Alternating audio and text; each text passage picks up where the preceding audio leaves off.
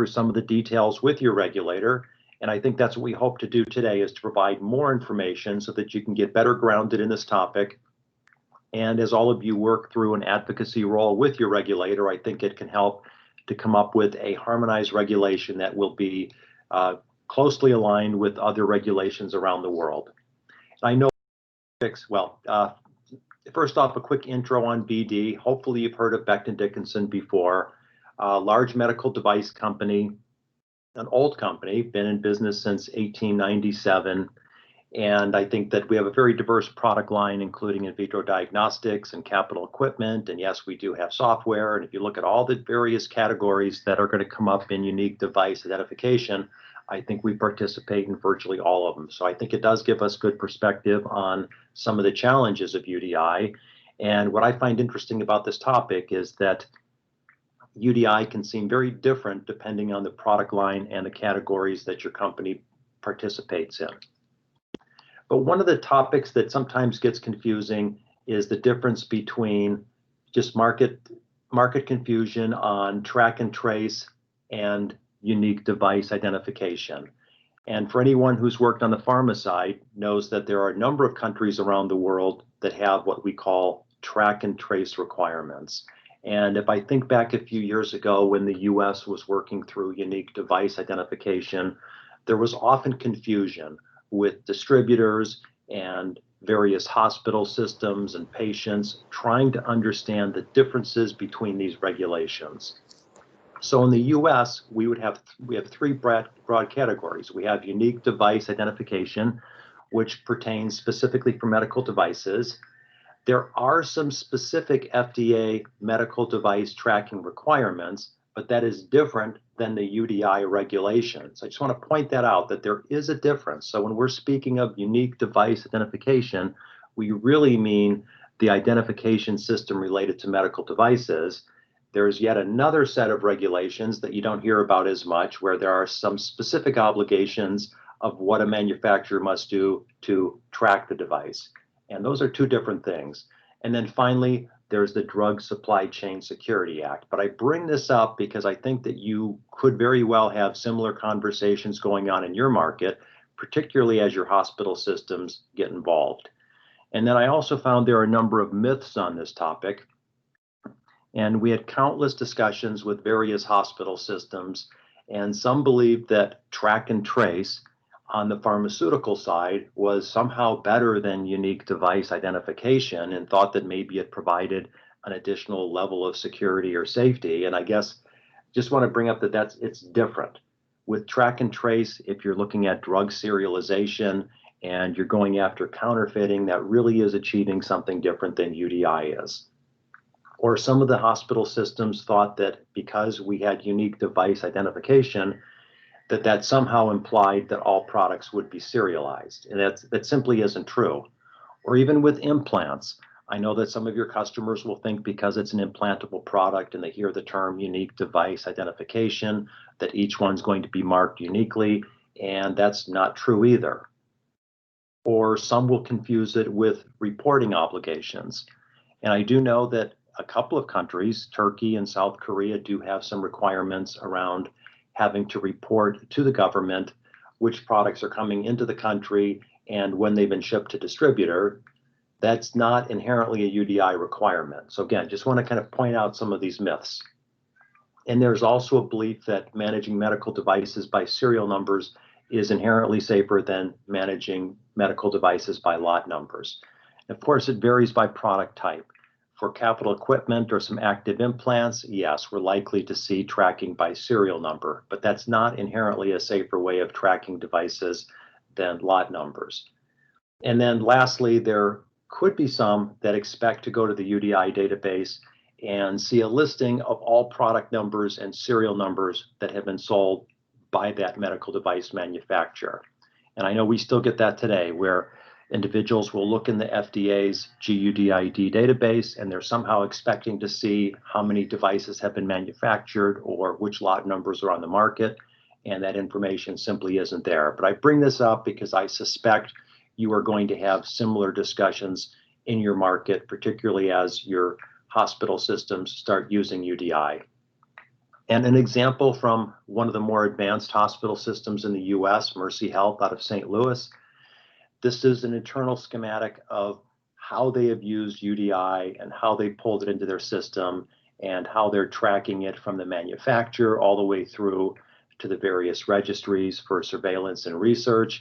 And you can see they have an extensive system in place, but this is what they are doing to track medical devices. This is not a track and trace system. And don't want to make too much of this, but I do expect that this is a topic that will come up as you work towards a regulation. So the overall agenda is broken up into 5 different sections. And the first will be a light overview on the GS1 standard and then also HIBIC. And those are both issuing agencies in the United States. We have 3. We have GS1, we have HIBIC, and we have a third, ICC BBA, which is really for tissue products. And we don't really see too much use of ICC BBA. It's very limited. There are maybe a couple of hundred products in the United States using that standard. So for the sake of this discussion today, I will not include it. But first off, I want to give a sense of what the issuing agency does. And I know from the previous session you had a couple of weeks ago that you already have the basics of UDI. So we'll go a little bit deeper today. And first off with GS1. And this is the issuing agency that BD uses, so I am much more familiar with them. But it's a nonprofit organization, it's member driven, and there are GS1 organizations throughout the world. There is a GS1 US that serves the US market. There is a GS1 Germany, a GS1 Canada, and of course a GS1 India. So they do have local representation in countries throughout the world. And this is an organization that acts as a federation. And I know that many of you are familiar with this because if you go to your local retailer or grocery store, you're going to see a barcode on the product that is likely a GS1 EAN 13 and something that you've already used in other parts of your life. So it is a large organization and they're prevalent in retail and some other industries. Now they've been an issuing agency, or as it would be called in Europe, an issuing entity, since 2013. And this idea came up initially in the United States when FDA was first working towards a UDI regulation. Device manufacturers asked FDA not to develop their own system. And I know many of your companies already use GS1 standards. You already use them. It's something that you've had in advance of a regulation and you use it for supply chain purposes. So really, as a request by device manufacturers, the US FDA, and subsequently other medical device regulators have been agreeing to use a commercial standard.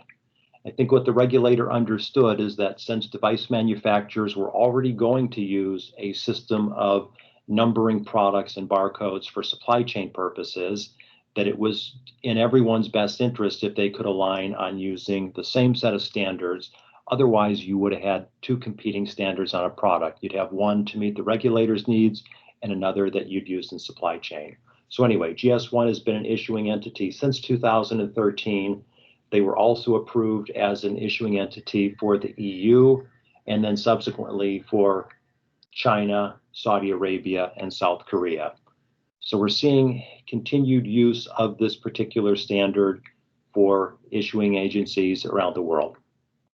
Now, if you look at their usage in various countries, US, as I mentioned, Japan does not have a UDI regulation, but because of the MHLW structure that they have and some of the voluntary requirements, over 99% of the medical devices in Japan are marked using GS1 standards.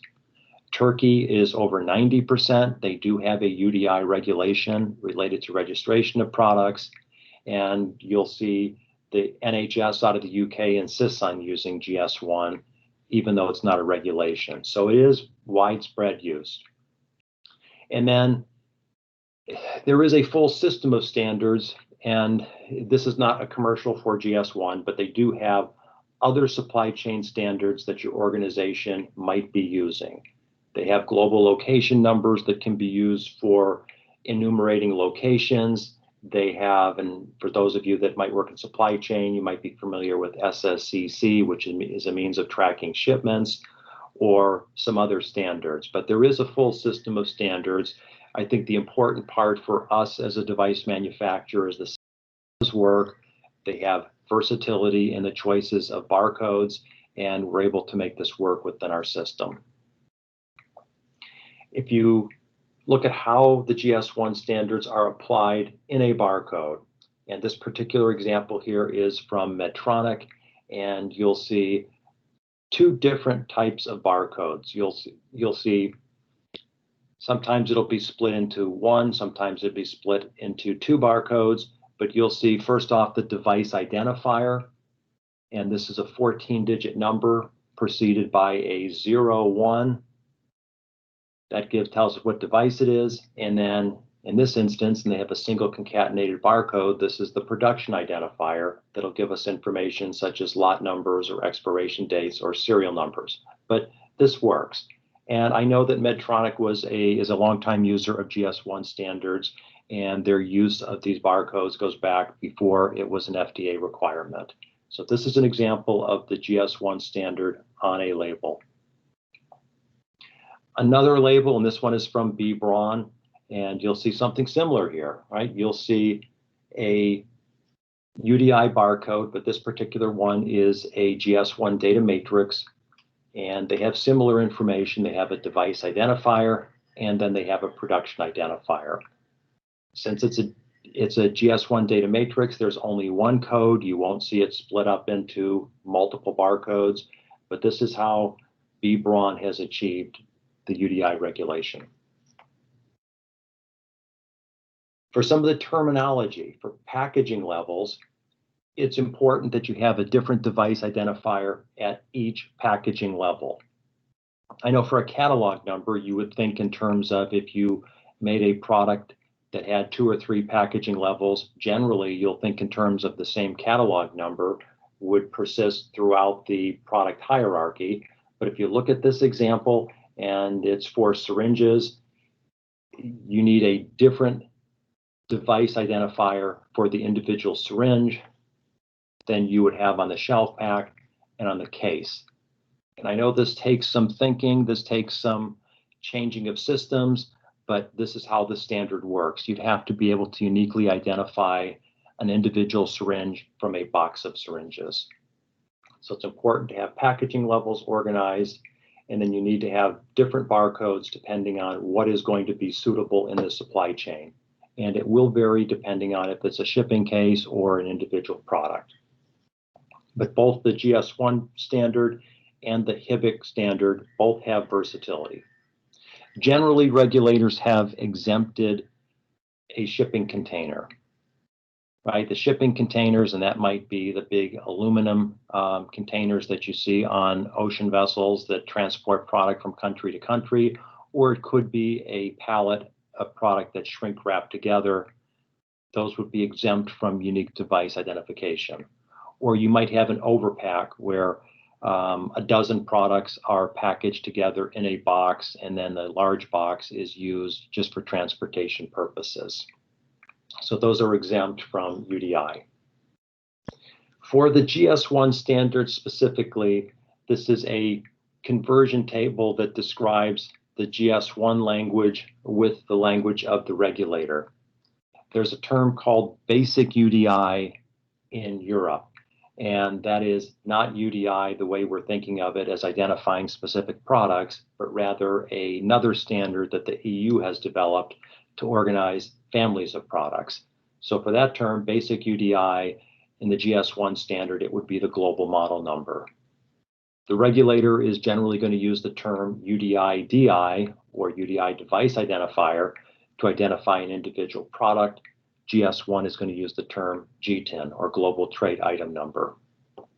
The regulator uses the term UDI PI or production identifier as the term to describe lot numbers or batch numbers or serial numbers or expiration date, right? The different production identifiers, where GS1 would use the term application identifier. So they have a specific language of how all of this data is organized.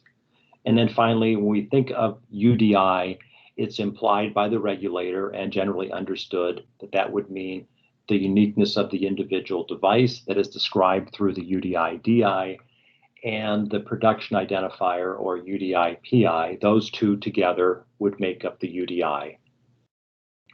And on the GS1 side, we would think in terms of a G10, right? The G10 plus the application identifiers equals the UDI. Again, this is just the GS1 language that's used for UDI. We won't go into this today in detail, but I'm at least sharing this with you. This is something that you'll need to learn in the future, and this is for how to create a G10 or device identifier. And this is a good reference. Usually we're going to use a Gs1 128 or Gs1 data matrix, and the data would be portrayed in 14 digits. There are instances here where you'd use different formats. I'll provide this to you as reference. This is something you'll need to know in the future, but this is not something we'll get into today. In Europe, there is another standard that's layered on top of UDI, and that is something called the Basic UDI, which gives us a grouping of products. So for this specific grouping of products, the idea is that you could take similar products and lump them together under the term Basic UDI and group these products together. And that's something that the EU finds to be helpful in organizing products and beginning to think in terms of product families. And this is important within their UDIMED system. And again, exposing you to this idea today of what the EU does, but I don't think that this is important for us to go into detail today. And I would encourage you to start to become familiar with the various specifications. If you are a GS1 labeler and you're using their standards, you may want to begin getting familiar with the Gs1 General Specifications. This gets into a lot of details about how to properly use their standards. And it gets into really whatever you'd need to know of how to properly organize your G10s and also the labeling specifications and other details that are essential to proper usage. And there's another document, the GS1 Healthcare Allocation Rules, that explain how to properly number your products with G10 and when the G10 needs to change. And one of the messages from GS1, which I think is consistent, that I know this organization is already aware of, is it's important to have a global framework. If we want to be able to do commerce around the world and send products back and forth from various countries and import and export, it's critical that we have a similar set of rules. And I think that everybody is in agreement with this, that we'd like to be able to harmonize the standard and be able to conduct commerce in a way where we could have a global label and enable the shipment of product across borders, or to have a single product that could be sold in any jurisdiction. So for HIBIC, HIBIC is a competing standard. I am not as familiar with HIBIC as I am GS1. I'll go through a light overview of it. I don't know what issuing agencies your country is going to select, but HIBIC is, I believe, the second most common standard used for medical devices. And it's a standard that's been in place for some time. We usually see it in Class 1 product or companies that are doing business only in the United States or in limited number of countries. But HIBIC does have a strong following in the US. You'll see a listing of their board members. These are all prominent organizations in the US, including the Department of Defense and American Hospital Association. So that's HIBIC board members. And it was originally established back in 1983. At that point in time, GS1 was not as active in healthcare. In 1983, GS1 did offer their standards to the healthcare community, but was perhaps more focused on the retail industry. So HIBIC emerged at that point in time. It is alphanumeric instead of numeric only. And I know some device manufacturers like to use the HIBIC standard because it allows them to easily take an existing catalog number and to place it inside of the HIBIC device identifier and its variable length. And you could debate back and forth which one is better and which one is easier to use. And I know that's something that each device manufacturer needs to decide on their own, but these are three benefits of using the HIBIC system. HIBIC is, they do follow the various ISO standards and ANSI requirements, right? They've met these specifications, and that's something that generally the regulators look for. They're going to look for the adherence to specific ISO standards when selecting issuing agencies, and there's a set criteria for that you can review in the IMDRF guidelines. And again, I am not going to get into the details and all the specifics of these two competing standards, but they're both viable in the United States. They're both used in Europe. China did not select HIBIC as an issuing agency, and since HIBIC doesn't have a presence in China, China ignored them and didn't pick them as one of their choices within the country. And let me stop now with the issuing agencies. Again, just wanted to make sure that you had some insight on the issuing agencies that are available. And I think that it will vary by country which ones are selected, but thus far we've seen Gs1 picked in all the countries, and we've seen HIBIC being approved in every country except for China. And I'll pause now and ask if there are any questions at this point. Thanks, Dennis. Yes, there are a couple of questions that have popped up on the chat window. So in case, Shiv, do you want to start? Would you like to unmute yourself and ask your question to Dennis? Sure. Thank you, Andrew. Dennis, thank you very much for this overview. That's very helpful. Quick question. Let's say, since you said if any logistic unit, the UDI requirement is not applicable.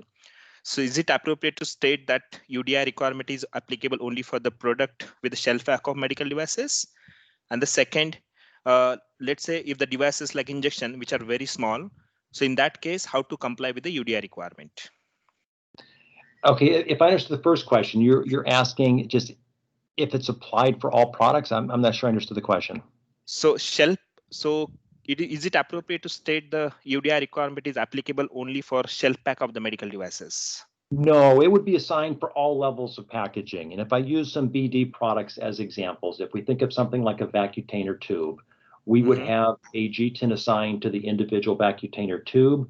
We would have another GTIN assigned for the shelf box of 100 vacutainer tubes, and we would have another GTIN that would be assigned to the case of vacutainer tubes. So we would have a GTIN assigned to all levels of packaging, and then we would coordinate the numbers so that you would be able to understand the family relationship between them. So you would have a GTIN assigned for every packaging level and all products. And there would be some instances where the number would be virtual. We do have instances where there simply isn't enough space to print a barcode, and there are various exceptions from the regulators. And in that instance, we would have a number assigned to the product, but it might not be printed on the actual product. Does that answer your question? Yes, and yeah, that's helpful. I was looking out for that kind of information. So when we say exempted, is there any specific list published, or that depending on case-to-case basis? It's not a specific list, but there are conditions in which regulators will exempt products from being marked with UDI. And if I think of one of the examples in the United States that is important to our product line is something called the single-use device exception. There are some products where it is impractical to put a UDI marking on the product, and perhaps unnecessary. And for our product line, one of the examples is pen needles. If you think of an insulin pen needle that is purchased in a retail store or pharmacy that contains a box of 50 or 100 pen needles, they aren't sold individually, right? They're stored in a box, and you would take one out of the box and you would use it. So our argument to the FDA was that that was expensive and unnecessary to mark each individual product when they're stored in a box through distribution and use. The US FDA agreed with that, and what they allow is an exception. So if you do have a device that is sold in a box of 10 or 50 or whatever the number is, you don't have to mark that product with an individual UDI barcode if it's going to stay in that container through distribution and use. You do have to have a number assigned to it, but you don't have to actually mark it on the product, right? So that would be an example of an exception. or for feasibility issues, technological feasibility issues with direct part marking. Generally, if it's a reusable product, and that could be a piece of equipment or an X-ray machine or a surgical tool, generally those products would be direct part marked with UDI.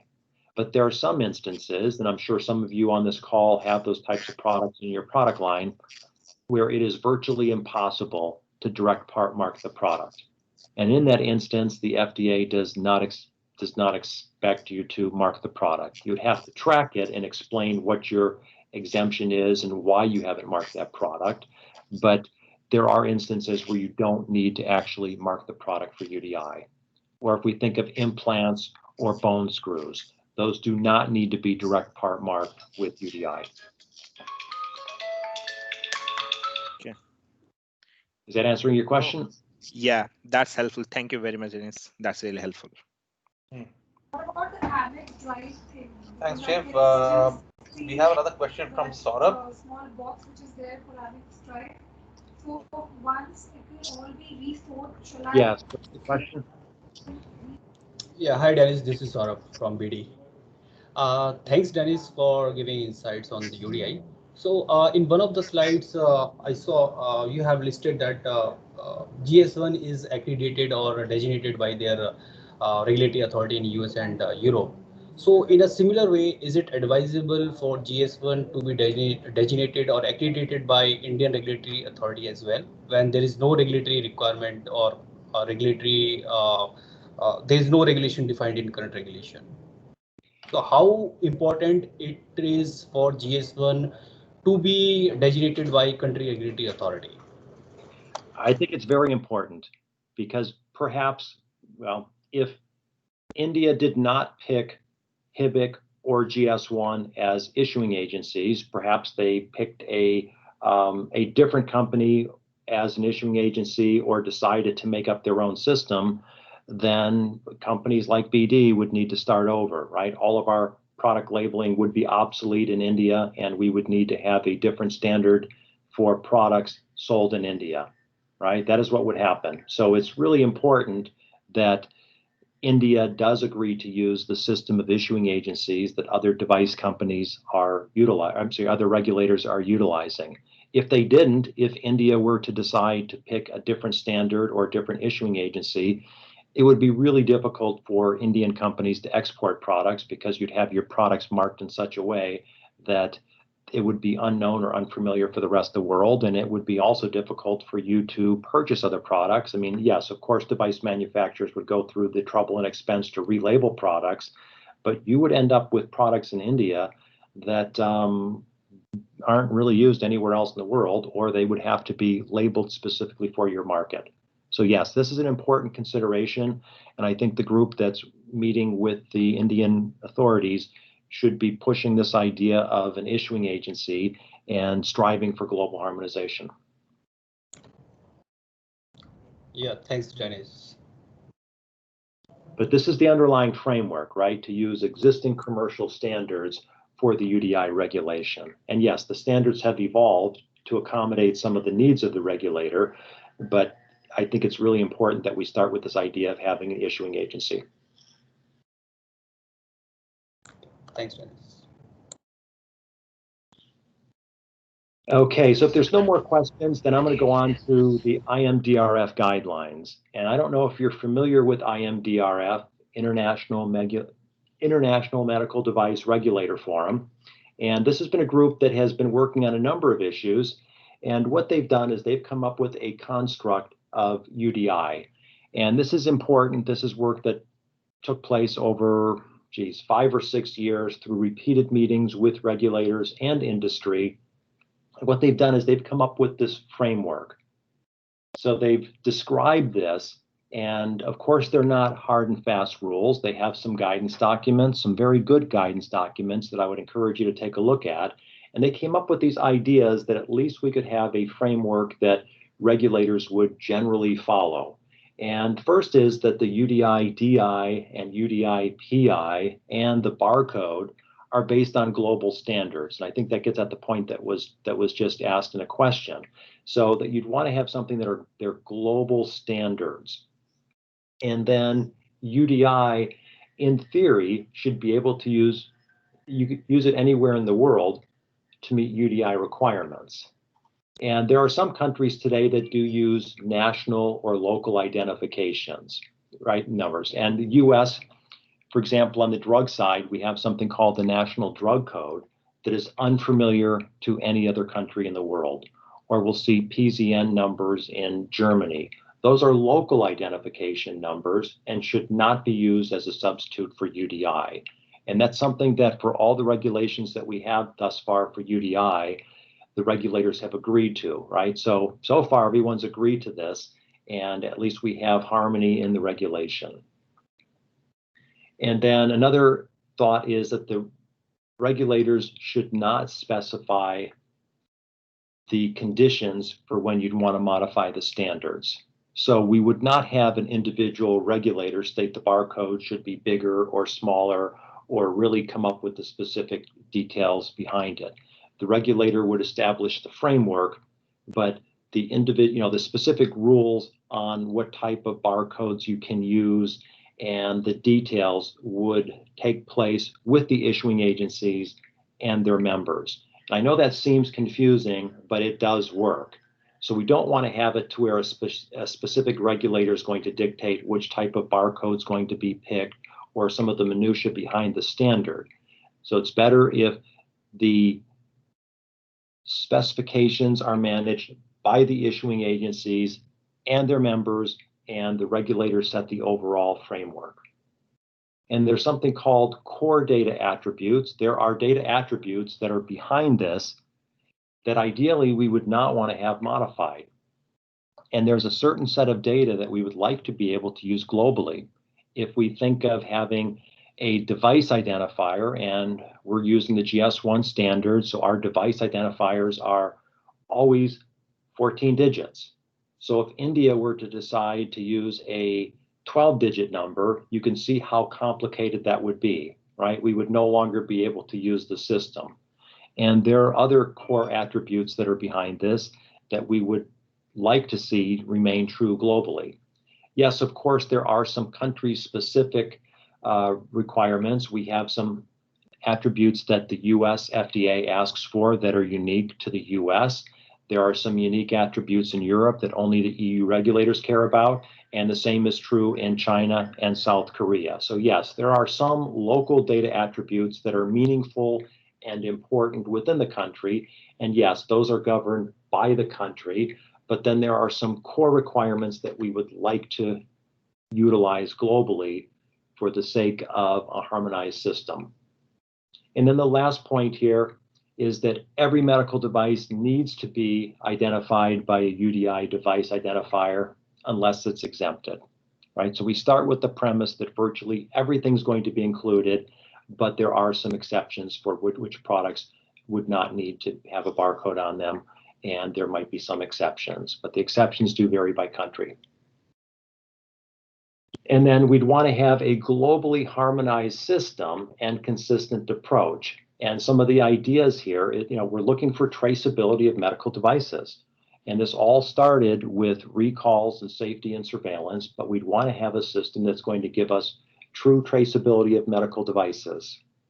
And then a next item, and this is not something that the regulator usually drives, and it might be outside of their purview, but we'd want to have adequate identification of medical devices through distribution and use. So you don't want to have something that is no longer useful when it leaves the manufacturer's facility. We would like UDI to carry on through, and we'd want it to be useful for the distributor, we'd want it to be useful for the healthcare provider, and we'd want it to be useful all the way through to the patient. And then, of course, for adverse events, yes, you'd want to be able to use UDI in conducting recalls, and you can see what a benefit it is for the regulators if there's going to be a global recall, or you're going to track this data in various registries. It's helpful if we're all using the same language and we have the same set of numbers to represent the products. And then, of course, they'd like to have reduction of medical errors, and we've seen some really clever uses of UDI by various hospital systems. We've seen some wonderful work around the world where various hospitals will begin embedding UDI into their processes, And we've seen scanning technology where you can no longer deliver a device or use it if it's been recalled or out of date, or you can look for latex allergies by using all of this data. So we're seeing some really interesting uses of UDI to enhance medical care. And then finally, to be able to study devices by capturing data. And we're seeing some very good uses of UDI in various registries and various studies that hospitals utilize if they want to understand the effectiveness of devices or which device performs better in which scenario. So if we do have a common UDI framework, we should be able to facilitate the 5 bullet points you see on this slide. Now, the IMDRF guide that I mentioned earlier, the application guide is the document that I'd suggest that you look at and you become familiar with. This application guide gives specific context of how to go about using UDI for specific product categories.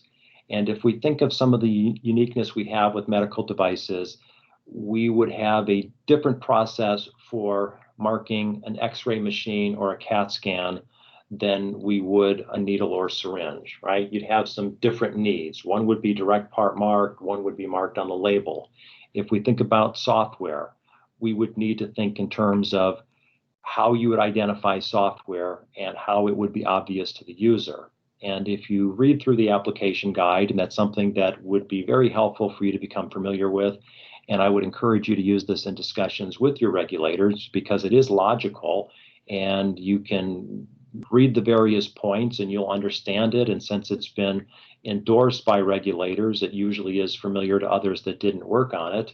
But it would give you advice on how to mark the startup screen of software. And for some of the more complicated products with kits or procedure packs or configurable products, it gives specific guidance.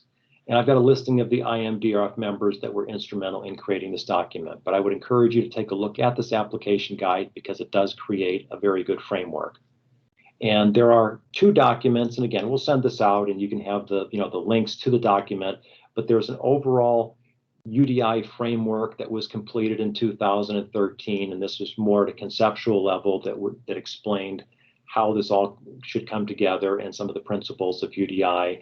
And then the application guide gets into some of the specifics of how to go about applying UDI. And let me pause here and let's have some discussion on the IMDRF guidelines.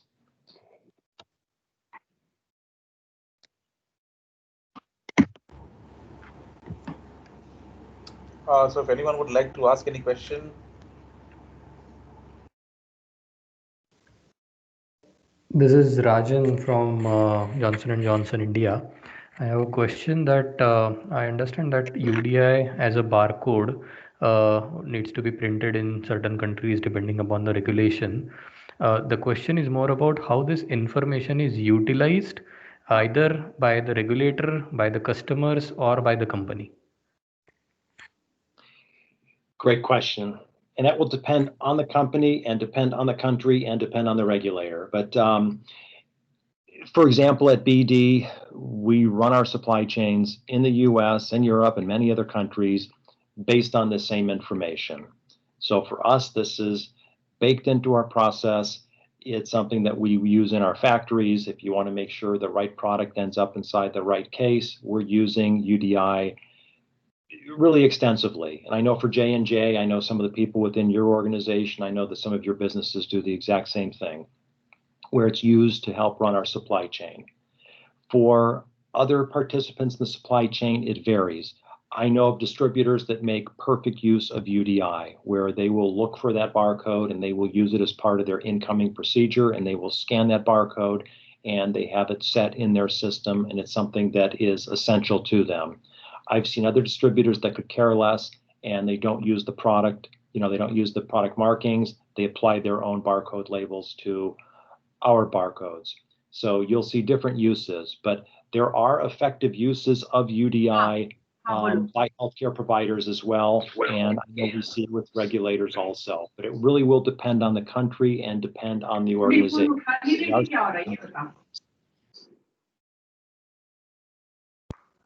Okay. Any example that you can give how regulatory uses this data? Any example that you can give from any country? Yes, they should be using it for recalls. And in the US, that's become an expectation that if you're going to have a recall, you should have it, your device identifier. I mean, yes, I know for BD, we still use our catalog number, but next to our catalog number in a recall letter, we would be using the UDI information, and we would have the device identifier printed. And in some instances, we use a picture of the barcode and make it more apparent.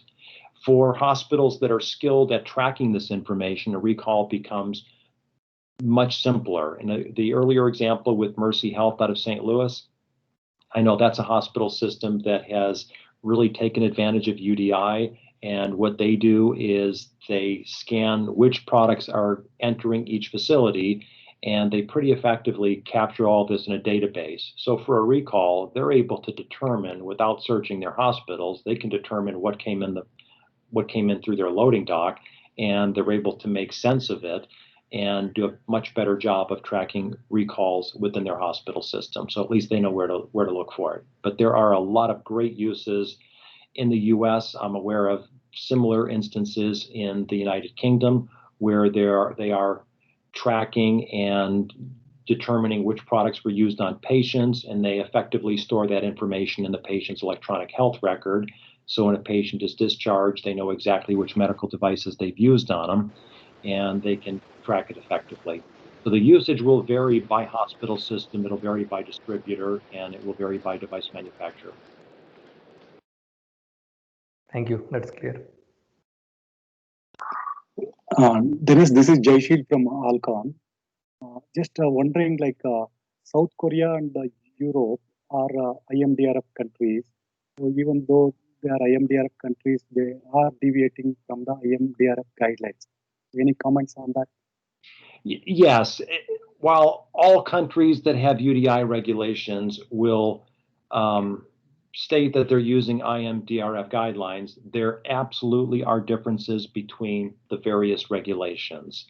If we look at South Korea, for example, they provided limited specificity on what their marking requirements are. And what we have found is that it's closely correlated to the United States.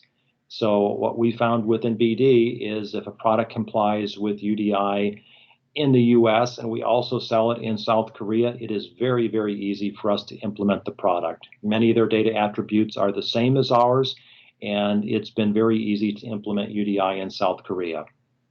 If we take a look at Europe, and that's something that we'll get into in just a minute, there are absolutely differences between the United States and the EU.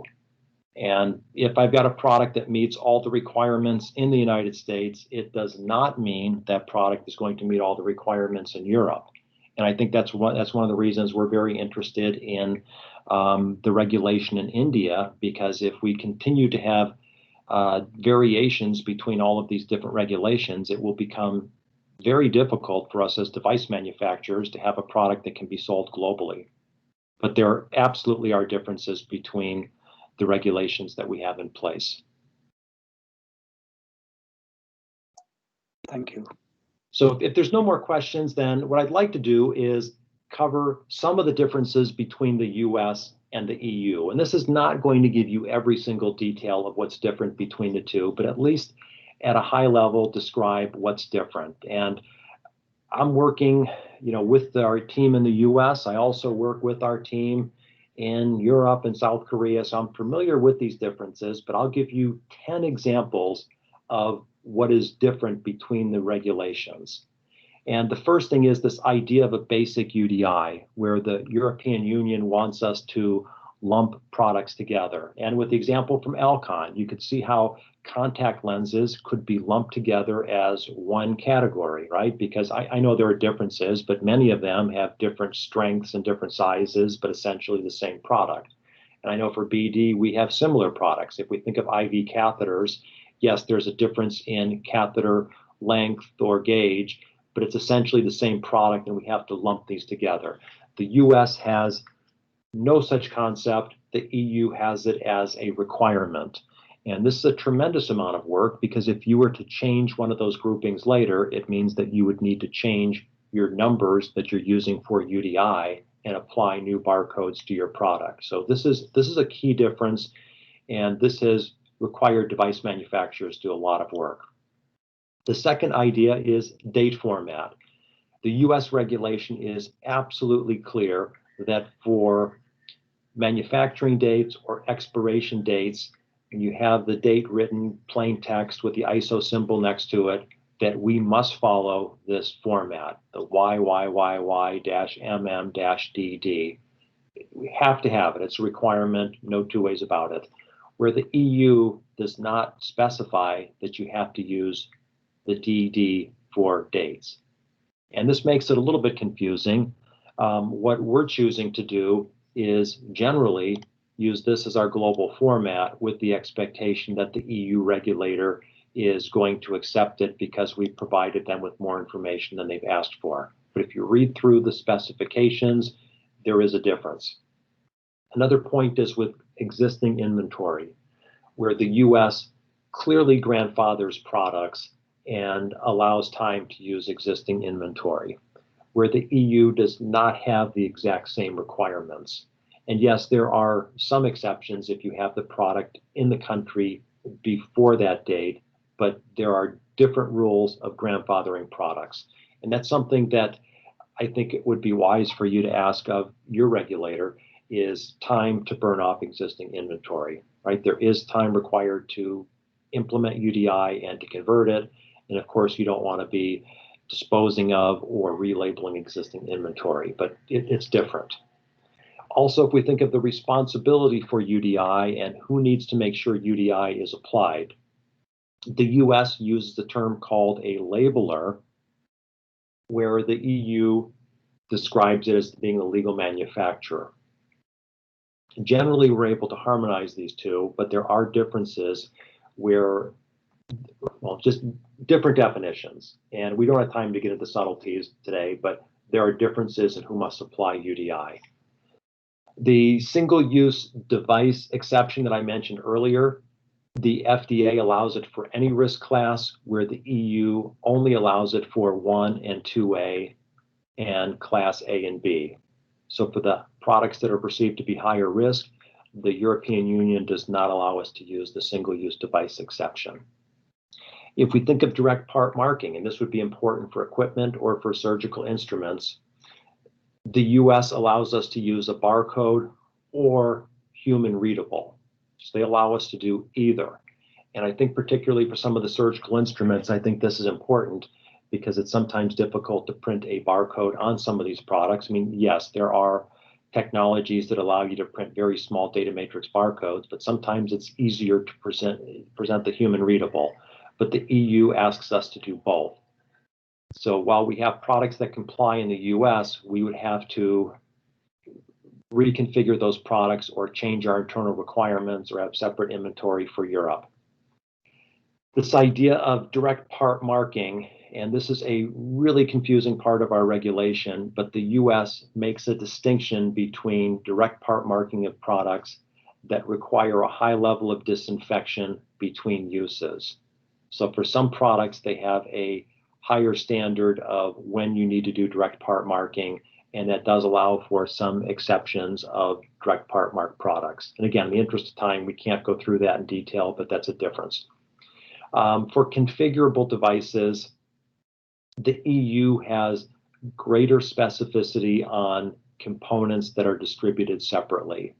And if you make products that are configurable, and for us, for products like IV pumps, for example, or other devices, BD makes, or flow cytometers, those are configurable devices. And the US does provide much more latitude than Europe does. For software, and I know a lot of software is distributed virtually, so this might not matter in all instances, but the European Union tells us that the device identifier on the software must match the package it's shipped in. This is usually not a problem, but I know there are instances where you have several pieces of software that are sold together. In that case, the European regulation presents a barrier because you can't have two pieces of software sold together and then put a different device identifier on the label itself. So if you sell software, that's something you'd want to pay attention to. And then the last point is for Class 1 devices. The US allows us to only use the device identifier where the EU plainly states that we must have the UDI device identifier and the production identifier both on those products. So we have some instances where we will need to change our labeling in order to sell it in Europe. So those are 10 differences between the regulation. And then if we look at the IMDRF guidelines versus the US and EU, we would see other instances where they don't align 100% of the time. And I think this is important. Again, we don't have time to go through all of the details and all of the variations, but that is something that is important for you to note because you can't do all three of these, right? Because there are slight differences. Both the US and the EU do follow the overall IMDRF guidelines, right, at a high level. But if you start getting involved in the specific details, you will see some differences. And a simple example of this might be, again, the single-use device exception. And this is the instance where you are using an exemption not to mark the individual products inside of a box or a case, right? So the US would tell us the only time we can't do this is for implants. And I don't think implants are generally sold in a box with multiples inside, but for every other instance, we're able to use the single-use device exception. The EU allows this for, right, single-use device exception. We're allowed to use Class 1 and 2A, and then IMDRF is excluding some of these categories. So there are differences. And then if we look at the attribute harmonization, that's another topic that we haven't really covered thus far, but there are data attributes that IMDRF is suggesting. And if you look at the listing, and this is just an excerpt, I'm not going to cover all of the different attributes or try to go through all of them today. It's important, you'll eventually have to do this. But if we compare the differences from what IMDRF suggests as common data attributes compared to what the European Union has come up with or the US, you will see some differences.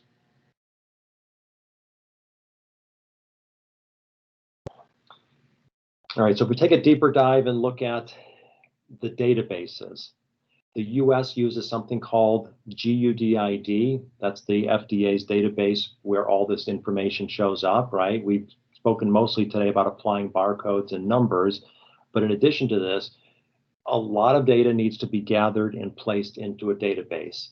UDIMED is the database in Europe, GUDID is the database in the US. FDA was relatively simple because they had a different scope. UDIMED, we're still sorting through some of the details. UDIMED is not finalized yet, but it's going to be a very extensive database, and we're going to have to put all of our UDI information into that system. So if we do a comparison, the GUDID in the US is really a reference catalog. If you go to this database and you type in various products, you look at some of your company's products and you'll see a lot of the characteristics that describe this product. You'll see the device identifier numbers, you'll see brand names and catalog numbers and whether it contains latex, a lot of information.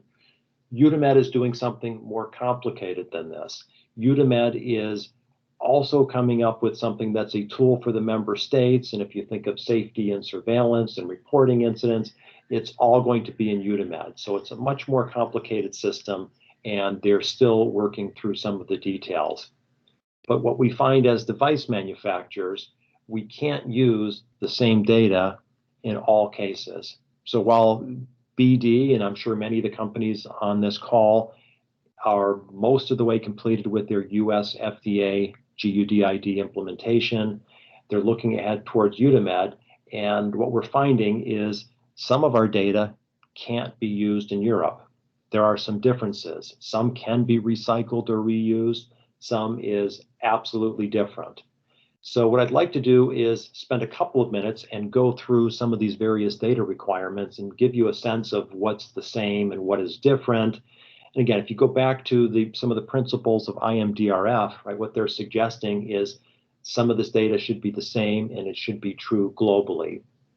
And there are some instances, and here are 3 examples. If we think of the device identifier, if we're selling the same product in the US as we are in Europe, then we would describe that product in the same way. We would have a 14-digit number that's good in both markets, and we would not have to make any changes. If we think of the quantity, if we have 10 catheters per box in the US, of course, that data is still true in Europe. It would be the same data. Or certain characteristics for whether a product is sterile or if it contains latex, those attributes should be the same in both markets. There are some instances that are just different, where the US has taken a different approach than Europe, and there are some data attributes that are necessary in the United States and different attributes that we would have to supply in Europe. And here are 4 examples. The US FDA is very interested in knowing about combination products. So we would have to designate whether something is considered to be a combination product in the United States. If it's prescription use, yes, we have to include it. We have to communicate that information to the FDA and users in this database. And we have some specific items, FDA listing numbers. Yes, this is unique to the US. Nobody else cares about it, or a DUNS number. We'd need to use this, right? So those are US only data attributes. Europe has some unique attributes also. For product risk class, we have to state that in their database. We have to tell them what the risk class is. Or for we need to use the CND code to begin to describe the product. We use global medical device nomenclature in the US. We have to use the CND code in Europe. Or we would need to describe what the maximum number of reuses would be in Europe. So you can see there are just some things that are different. And then there are some data attributes that are similar, and depending on how you organize your master data, you may or may not be able to use the same information. And an example of that would be if we take something like brand name. Brand name is clear to me of what the US regulators asking for, right? They want that word or words with the trademark symbol next to them for brand name, where the European Union's asking for name or trade name. And your company will need to decide how you're going to fill out and provide that information. I know what we've elected to do is use brand name and use it globally, but that's something that different companies will need to reason through.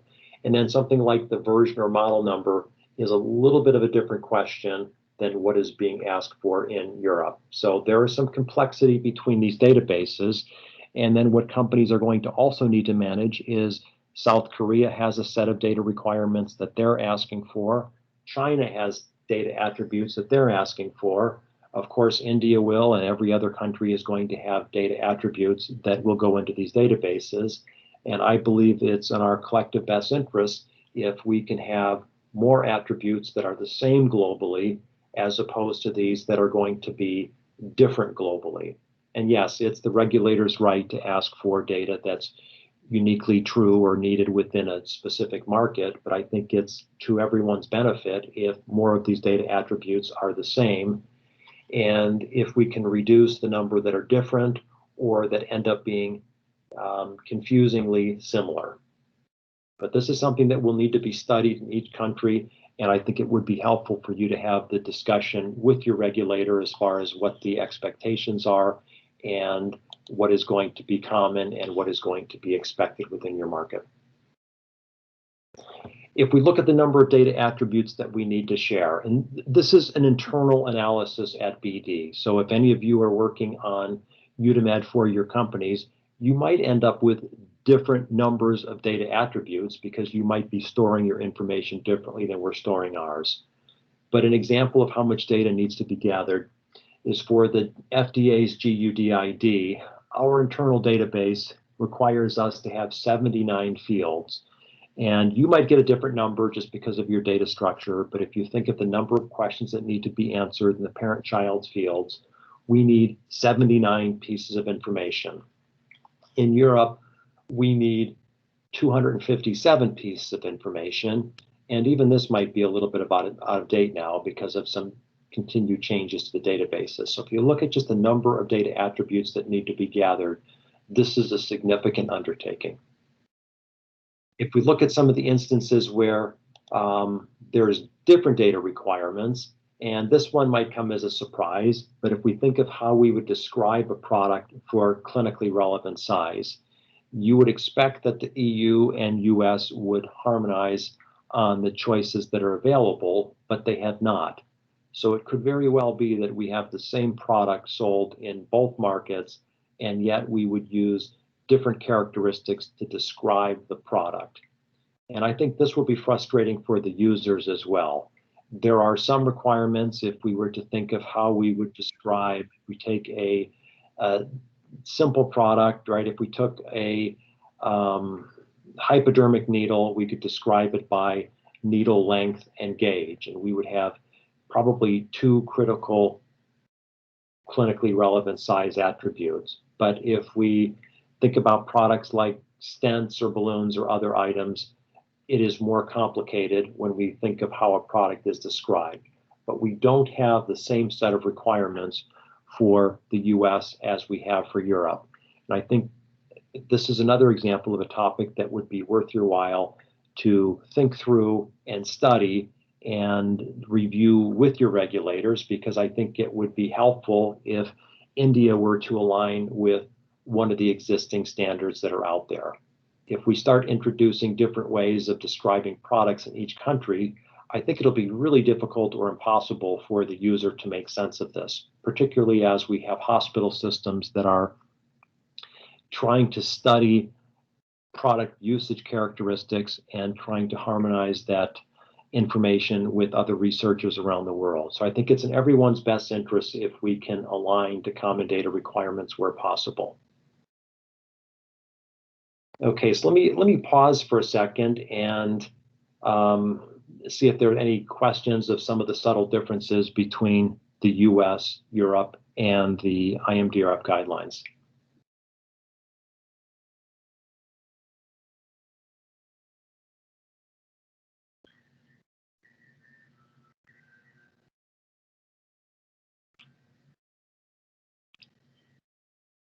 No questions?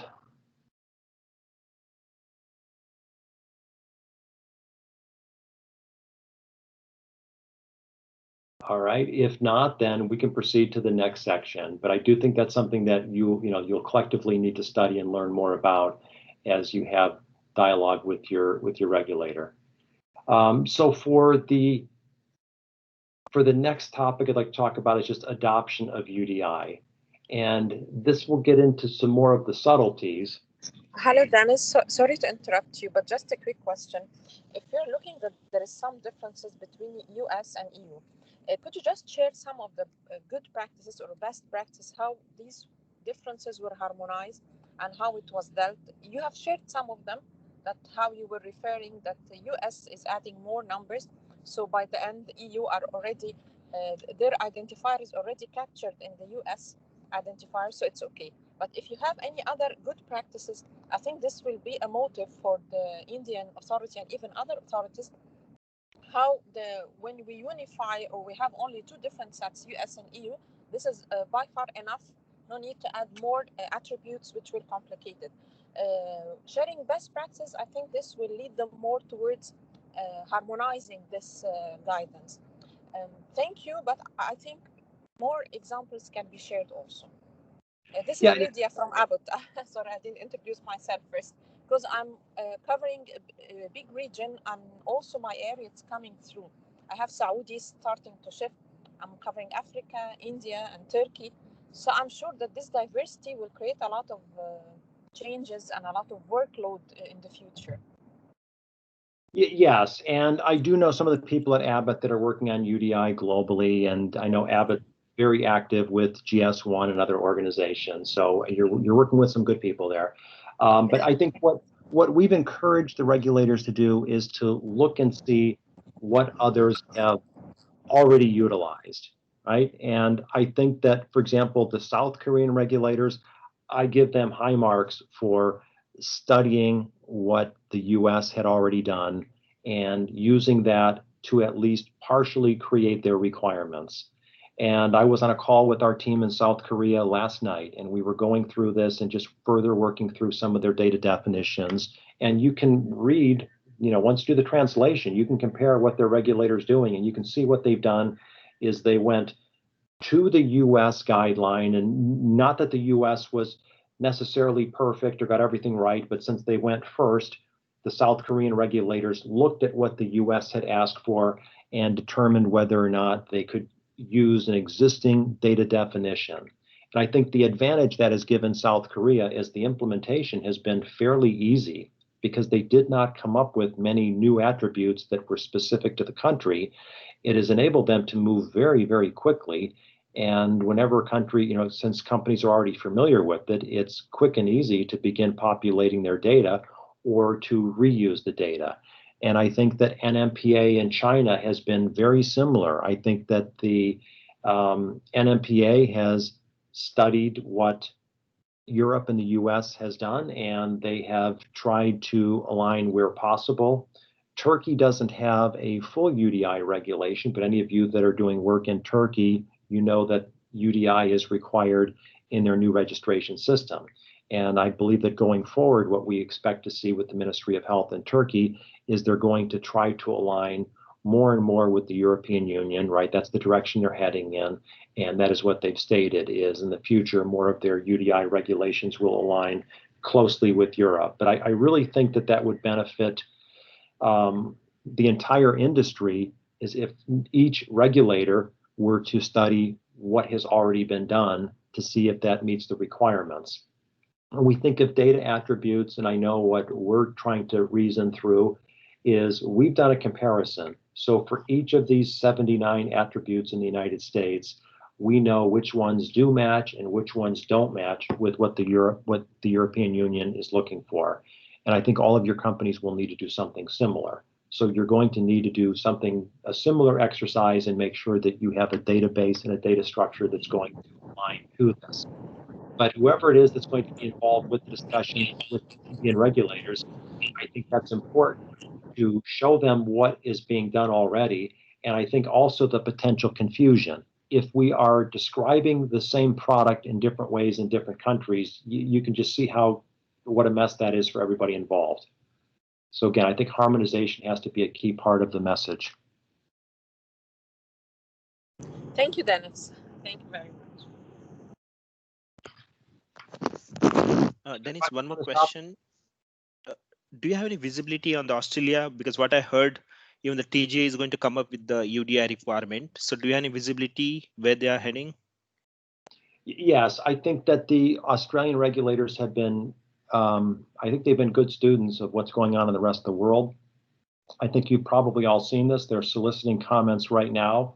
And I think one of the questions they're asking is which they should follow, right? And you can't follow all of the right? It can't be everything that the US has, everything Europe has, and everything in IMDRF because there are some slight differences. But all indications are that the Australian regulators are attempting to harmonize with the rest of the world. And I know we've had discussions with them, probably some of you have as well, but it appears that Australia is trying to harmonize with other regulators. If we look at some other countries with Ecuador and Colombia, no, not as much. In Colombia, they are working through something a little bit different, and they're trying to come up with it's not exactly UDI, but in that instance, Colombia is moving in a slightly different direction. They've not finalized their regulation yet, but it won't look exactly like what we've seen thus far in other countries. But you can see the concern here. If we end up with 50 UDI regulations around the world, we need them to be at least similar. And I know it's our goal that if we are trying to sell the same product globally, we would like to have one single label that we can use if possible. We don't want to have country-specific labeling. Yeah, I agree. Thank you, Dennis.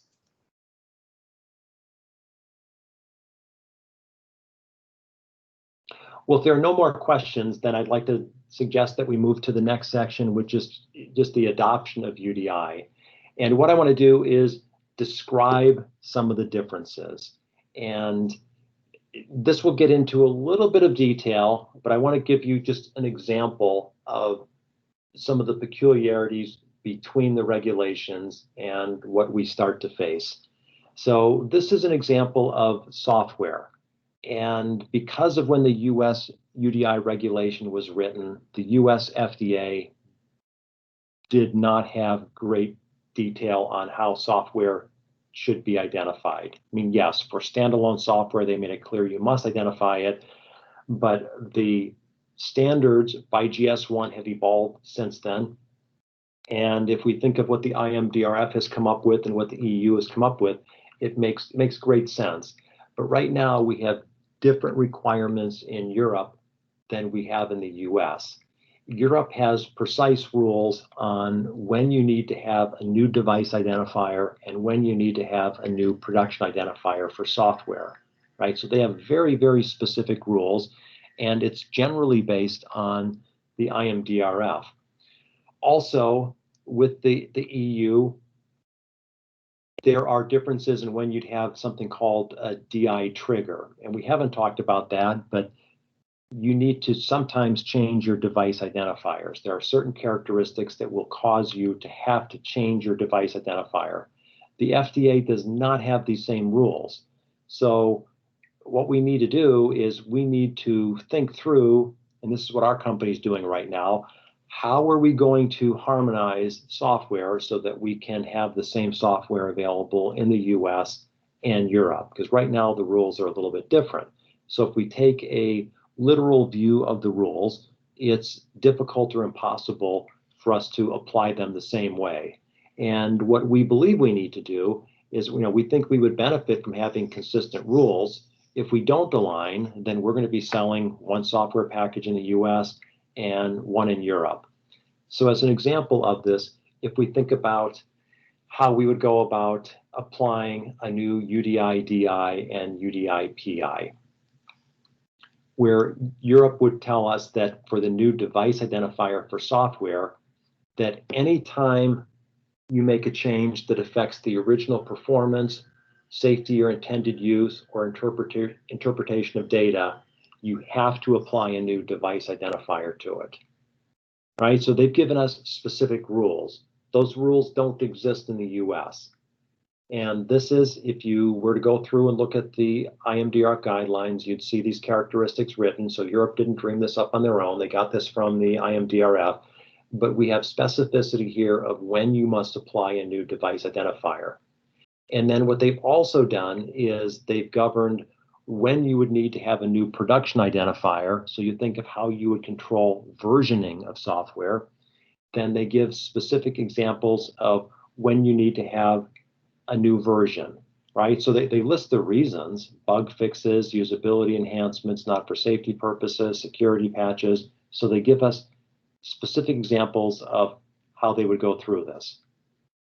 And I think this is giving a specific example. We could look at configurable devices, and we could go through something that is, a similar analysis. But this is just one point of where the regulations are slightly different, and industry needs to have alignment between the regulators, where we're going to have challenges with this category. Another example is when we think of some of the country-specific requirements and the optional application identifiers. So for companies like ours, we do use the Gs1 standards, right? And we use them before there was a regulation. So there are some instances where you could have different application identifiers used in your barcode for supply chain purposes. And if we think of having a product variant, and a product variant might be that you make a product in two different factories and you're choosing to share that information internally, right? Could be the same product, could be the same specification, but you're choosing to use a variant code. You'd want to get permission from your regulator to be able to use the full specification to identify your products. Or packaging date. That's not something that you often see on medical devices, but if your company chose to have packaging data, something that you were going to track, you could do that. You could put that in the barcode right alongside of the other information that the regulator's requiring, but you'd want to make that something that is an option, right? So I've listed some examples that our company has utilized over the years, and I know some of the other participants on this call, your companies are doing the same thing. So that would be something that you would want to discuss with your regulator and make sure that you are free to use the full specification, whether it's HIBIC, whether it's Gs1, because there is information other than what the regulator cares about that you may choose to put in your barcode. So each UDI regulation has some country-specific requirements, right? I've given you some examples, some of the peculiarities between the US and Europe. If we look at South Korea, I think one thing that South Korea does that's a little bit different is they ask for how many tests are in an IVD. And that's not something that the US or Europe has asked about it. This is not problematic, it's just different. That's something that the South Korean regulator asks about. The South Korean regulator also wants to know what the version number is of software because they want to track some of the differences, and that's something that needs to be entered into the database. So it would be really difficult, maybe impossible, for your regulator to adhere to all of these requirements. There are some instances where they're going to have to pick which one they use and which one makes more sense in India, right? Because we have some divergence of requirements. And I think something that could benefit the regulation you have in India and benefit all of you is by reviewing the various regulations and deciding which variation best meets your market needs. And I think the question that was asked earlier with Australia, I believe that's what Australia is doing right now. They're trying to understand the subtle differences. And if you've read through their documents and the comments they're asking for, you can see that they've even put some grids in there where they're kind of asking which you think about and which ones you think make sense.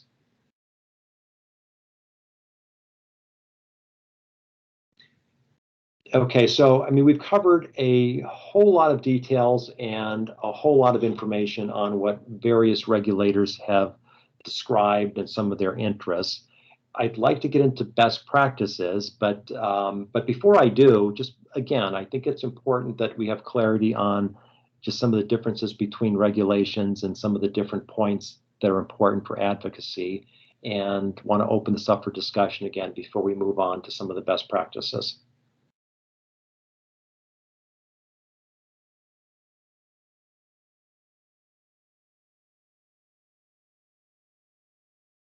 Any questions on this topic? Yeah, hi Dennis. This is Amir from BD. Just a question on in the earlier slide where you shared that there are different device identifiers at a different packaging level, which is for the unit or shelf or shipper. I just wanted to understand that when it goes into the distribution chain, a manufacturer ships it at a shipper level, which has a different identifier, and when it goes to a distributor, distributor opens it and it uses the shelf box and supplies it to the hospital. How this trace tracking happens then, and how UDI can help in that and to track that? Great question. In the US, we work closely with our distributors to make sure that they have a complete set of the applicable master data. So if we think of our distributors in the United States, they need to understand how we've used UDI. So that's something that, I've worked with our distributors, and what they will want to understand is if it's a product with multiple packaging levels, they need to know what the device identifier is at each packaging level, and they also want to know if that product is suitable for distribution on its own. So if we think of how we interact with Cardinal or Owens & Minor in the US, we let them know specifically that some of the cases can be broken up, right? They are tested, we can accommodate this, and we know that the shelf box will endure the rigors of distribution without getting damaged or broken, and it's been tested. So we would let them know which ones are suitable to break up, which ones are not. And then the distributor needs to know, if they open that case up, what's going to be inside and what the device identifier is on the box and how many is in that box. So it ends up being something that it's really a matter of giving them the appropriate master data and making sure that they can then make sense of it, right? So there's certain characteristics that you'd need to share with them, and the distributor would need to enter that into their ERP system. The same is true for hospital systems. If a hospital system is going to track and scan your products, they need to have a collection of master data from you in advance, right? There's certain data that they just need to have, and they're going to need to put that in their system. And it probably is going to require some direct work with them to make sure that they have the same understanding of your master data as you have. And there are, maybe that's worth showing, is for me to just go through something of what the system looks like in the United States. Let me pull up another screen. I want to share something with you.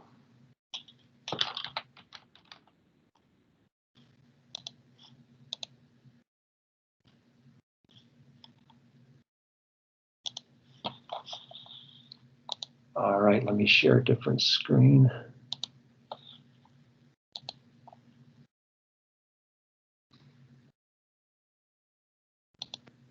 Okay, this is the FDA's GUDID database, and I pulled up one of our products, and you can see the database I mentioned earlier. This is what it looks like if you go to it, right? GUDID, and you type in a specific product, and you can search by company name, you can search by brand name, you can type in the device identifier, but you'll see a lot of information here. And this is what I mentioned earlier. All this information has to be populated and has to be maintained. And there are precise data definitions around this, right? There's a definition for what a catalog number is, and device count, that's the number of medical devices in the base package, the lowest package level of medical device containing a full UDI. You'll see all these other characteristics about whether a product contains latex, kits, what the GMDN code is. So this is the information that the regulator has access to. And these are the different device identifiers at each level of packaging, unit of use, whether it's direct part mark. So you can see how extensive this is. The customer can download this information if they would like.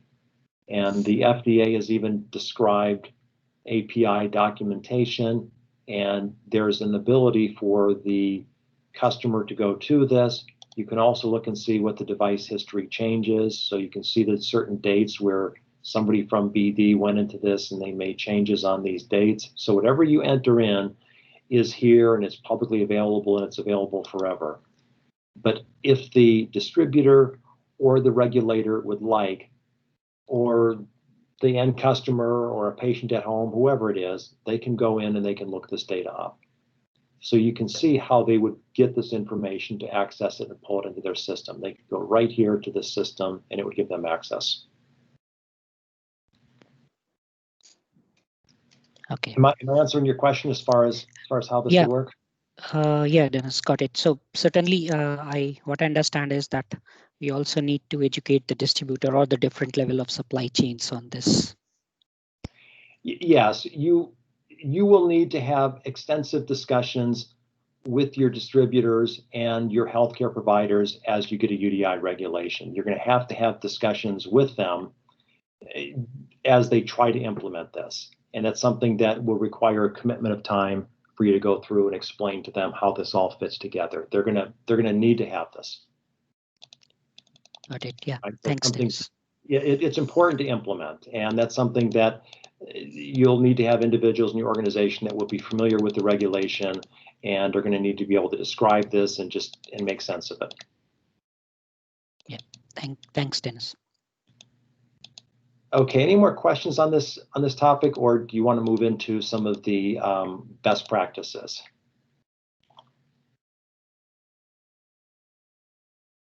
All right, I'll take silence as we should move on to the next topic. Okay, what I'm going to share here are some of the best practices, and these are some lessons we've learned along the way. And I think this kind of fits in with the question that was just asked about how this fits together and how this works with the distributors and the end users. And what we're finding is because of this tremendous investment in UDI, that the healthcare providers are now beginning to use UDI for a lot of different purposes. And I've got this broken up into some different categories, and we could slice and dice this a number of different ways. But some hospital systems now use this for supply chain purposes. When their orders come into us, they use the device identifier. They've stopped using catalog numbers. They have organized their own system. They now have more master data about products than they've ever had before, and they're beginning to use this in their internal systems. They're also using this for tracking products. And for tracking products, and you can see in the second image, what the nurse is doing is using the Prefixes system. They're taking products out, the product's being scanned as it leaves this machine. They're associating it with the specific patient, and they're able to track how many are in inventory and which patients they're using it with. You'll see point of care scanning systems. And now that most products have barcodes on them, it's much easier to do point of care scanning. I know that in our market in the US, this has been a common practice for drugs for over a decade, and it's becoming increasingly common to scan medical devices at the point of care also. And it will depend on the product risk class and the hospital's philosophy. We're most likely to see scanning in an operating room or a cardiac cath lab or another high cost procedural area. And then there are some products that they're more concerned with than scanning than they are others. And then lastly, we're seeing a lot of work on outcomes analysis, where they begin to study certain practices and try to understand when they're getting infections or which implant works better than the next, or different outcomes analysis. So we're seeing a lot of work in this area, and we have had some studies that have been written on this topic. And you'll see an example, if you go to the GS1 website, I know that they do share various healthcare provider success stories on how the systems have been used and some of the achievements. But it really does vary by system. Some are trying to figure out just different incentives, different reasons why they would want to do various tracking. Now, we've been receiving a lot of feedback. And yes, you need to meet your regulators' requirements, but you also need to meet your hospital's requirements. And I know we have some hospital systems that are very intent and very interested in using unique device identification. And one of them has formed or I should say several of them have formed a consortium, and they call themselves the Healthcare Transformation Group. And there are 5 very large US hospital systems. They've now had a couple of others join them. And what they do is they meet every single week. And what they do is they share their best practices of how they're implementing UDI. This is a complicated topic, and they don't have all the IT systems in place. They don't have everything that they need. But the Healthcare Transformation Group, again, it's a voluntary organization, but they share their best practices. And what they will do is they will reach out to device manufacturers with questions or complaints or best practices. And they'll also meet a couple of times a year and invite device manufacturers to be part of it. But through this group, we've been able to learn a lot about what works and what doesn't work. Another organization we have is through the American Hospital Association. We have the procurement organization that's part of it, the Association for Healthcare Resource and Materials Management. They formed a learning community, and this is something that's done in conjunction with the US FDA. So what these groups will do is they will meet on a regular basis, and they will pick a topic related to UDI that is troubling them, right? If we think of hospitals trying to learn different habits and trying to use UDI for different purposes, they are beginning to meet, they'll bring up a problem, and then they will invite device manufacturers and others to participate in the group. And I know some of you that are on this call, I know that you have colleagues that are part of this organization and have been involved with this. But what I think is helpful for both of these is that they start to bring up various problems, right? They bring up different problems and different things they have learned about. And I'm going to cover some of them here today and talk about some of the best practices and some things that have caused problems. One of them is inaccurate UDI data. And the expectation would be that what you have printed on that product and the labeling instructions and your IFU and everything else that you have that fits as labeling should match what is in the GUDID. And what we've learned, and particularly if you go back to 2013 when this was a new topic, there are some inaccuracies between what is being done for GUDID and what is actually on the label, right? So for example, if I've got a product, if I've got a syringe, if I should be able to look at the label of that product and it should have the same number, it should have the same clinical characteristics, it should have the same size. If it's described, it should be accurate, and it should have the same quantity. And this has been studied quite a bit. And initially, US FDA was presenting on data quality, and they have described how extensive this has been. And this is back over a year ago, and they found that already over 1,600 companies had gone into that database and unlocked their records and made changes. And you can see this, right? This is all fairly easy to study when it's on a website. And they've provided their feedback that there was some information that was just simply missing. So we continue to work with our regulator and come up with various suggestions. And in some instances, we found that there were errors because perhaps the FDA didn't describe the product or the attribute in such a way that everybody understood it. And they've gone back and they've made enhancements. But inaccurate UDI data is a topic that comes up over and over, and it is important to the end user. The end user simply can't scan your product and can't make sense of it unless they have good data. So this is something that requires a committed effort, and I think is growing increasingly complex as we have more and more countries around the world implementing UDI. Another topic that comes up is inaccurate barcodes. And this is interesting because as we study inaccurate barcodes, it is not necessarily a mistake that the manufacturer has made. But in the instances that are listed, and again, this has come from the healthcare transformation group. These are users that have a lot of savvy and a lot of experience, and they've shared some of their examples. But if we think through the common complaints, the first one is just having an incorrect or unapproved barcode format. Regardless of which issuing agency you select, there are certain standards that need to be met.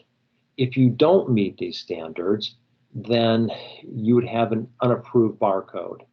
A GS1 barcode is usually a GS1 128. There is such a thing as a 128 that's different than a GS1 128. If you pick the wrong format, the user's not going to be able to scan it. They're going to have their scanners set to read the specific barcodes that are in use or going to be used in your country. If you give them a different format, they're not going to be able to use it. Also, having the incorrect data in a barcode. You need to have accurate information in it, right? Just having a barcode on it doesn't work, but the barcode has to have the proper information encoded. It needs to have the right lot number. It needs to have the right expiration date.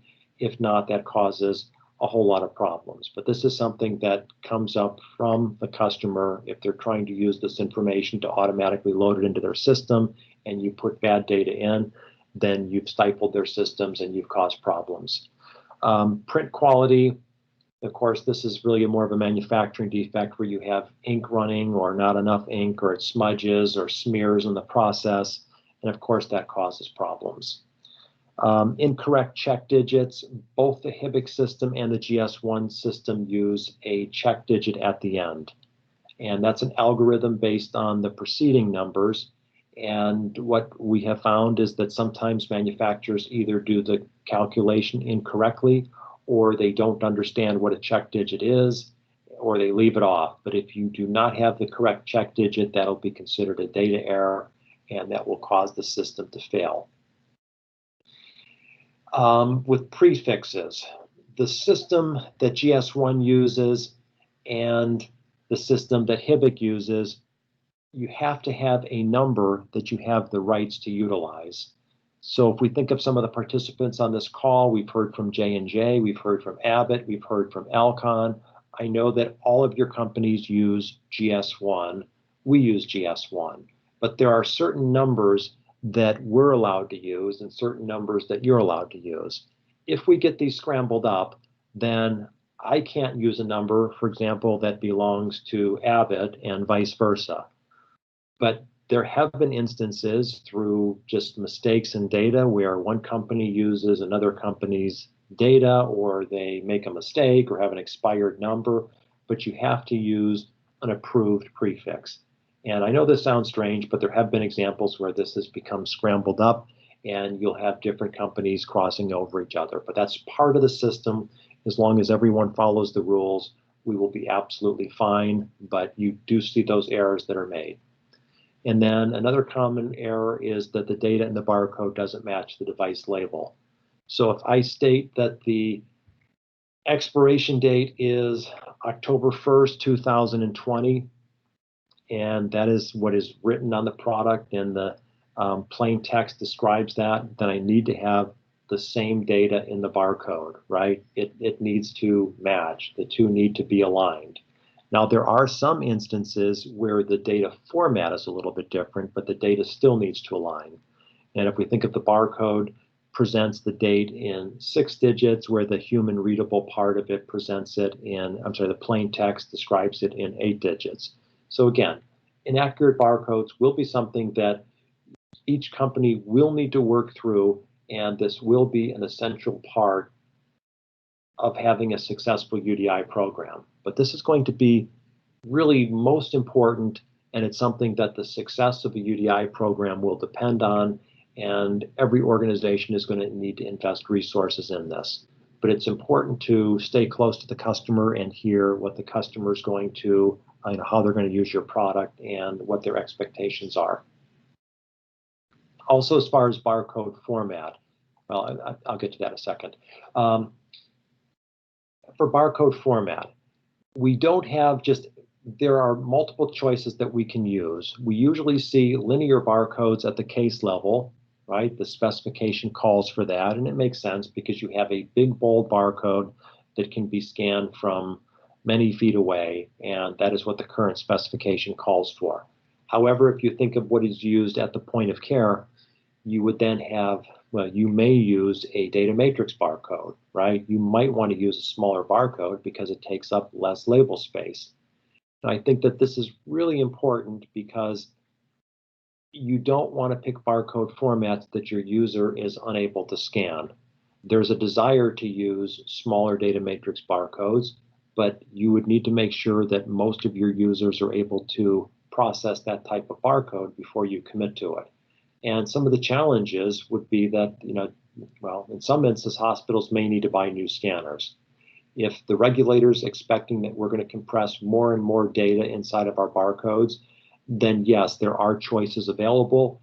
HIBIC has a data matrix barcode, GS1 has a data matrix barcode. You can fit plenty of information in that barcode, but if the user does not have their scanning equipment set correctly, then you've got a problem. And again, this is a best practice. And this is something that we don't want the regulator to decide for us. I think that the healthcare community needs to sort this out on its own and needs to make sure that they've aligned this. And I get the sense that in the US, it's become clear. There have been enough work groups. I think that we know what the right choices are. And I think the same thing is playing out in Europe. But as India moves towards unique device identification, I think this is really important, and you'll want to check with your distributors and understand their scanning capabilities, and you'd want to work with your end users to make sure that they're able to scan the barcode formats that you're using on products. But this is not necessarily a manufacturing error. I know it's perceived as such, and it causes a lot of headaches for the for the healthcare provider, but you just want to make sure that you understand which barcode formats are acceptable and that you're aligned within your community. Okay, the next topic is for multiple device identifiers. we haven't really talked about this in detail, but there is such a thing as a device identifier trigger. I mentioned earlier that we have G10 allocation rules, and there are specific rules of when you need to change your device identifier. And an example of that would be if I change the quantity in a case. If I currently make a product that has 100 per case, and because of a manufacturing change, I decide that there's now going to be 90 per case, I have to change the device identifier on that product. That's one of the rules. Otherwise, you have confusion in the supply chain if you don't change the number. So that's one that is a supply chain disruption. But there are some other topics. If we were to make a sterile product and decide that it's now going to be sold non-sterile, and the expectation is that the user has to sterilize it themselves, then that would be a device identifier trigger. So we would have to have a new device identifier, and I know at BD we would change the catalog number at the same time. So some of these characteristics are written into the rules for supply chain purposes, and some of them are written in for safety purposes, because you'd want the user to know that something has changed about that product, or the usage characteristics have changed, and there are new features or safety warnings, or whatever it may be. There are certain characteristics that require you to have a new device identifier. Now, this is going to be important from a change control perspective, because you'll need to make sure that within your organization that you're able to manage this appropriately. And I know that around the world, medical device companies are still kind of getting used to this idea. But also what this causes is it causes a possible disruption for the user. And if you think about it, we could have a change because for something very minor. We could have a change because of the quantity per case, or we could have it because of a minor requirement. But yet there comes a day where a user who's scanning at the point of care can't make sense of the difference, where they could have essentially the same device and they see two different device identifiers. And this causes havoc for the user because they don't understand what's different. And I know that many of you are in regulatory or quality, and you understand the differences, that there are certain things related to claims. But if the user sees the same device and they view them as being equivalent, it confuses them and it confuses their system, because we've used different device identifiers for the two products. And this is a topic that has caused some implementation challenges in the US, and I'm seeing the European market beginning to work through this right now, because the EU has an extensive number of DI triggers. But this is something that you'll want to pay attention to and want to organize.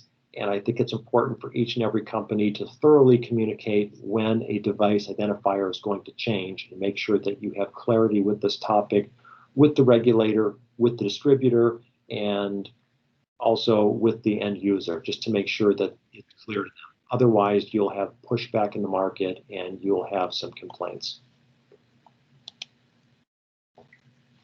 Another topic is multiple barcodes. And oftentimes you'll see two barcodes used on GS1 barcode, right? For GS1, you'll see one with the device identifier, you'll see one with the production identifier.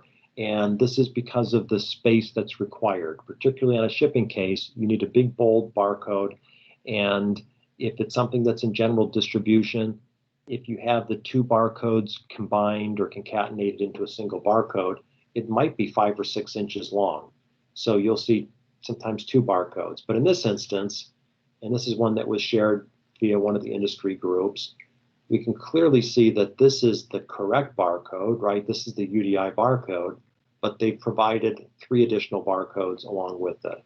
And I don't know whose product this is, or exactly what these other 3 barcodes are, but this is something that customers complain about. They complain about this because they don't know which one to scan, and their users don't know what to do. Now we're moving towards a possible solution on this. There is a symbol that IMDRF is working on that would have UDI in a box, and the suggestion is that that would be the barcode that is that is used for UDI, and then you'd understand that the other 3 were proprietary barcodes. But this is something that you should watch as you're coming up with your UDI strategy.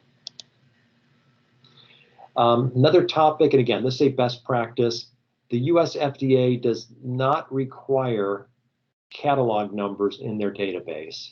They made that as an optional item. You have to have a version or model, but you don't have to have a catalog number. And this is something that while the FDA didn't require this, our customers did. And again, what I would suggest is as you start coming out with the requirements from your regulator, that you work closely with your customer just to make sure that you have alignment with them.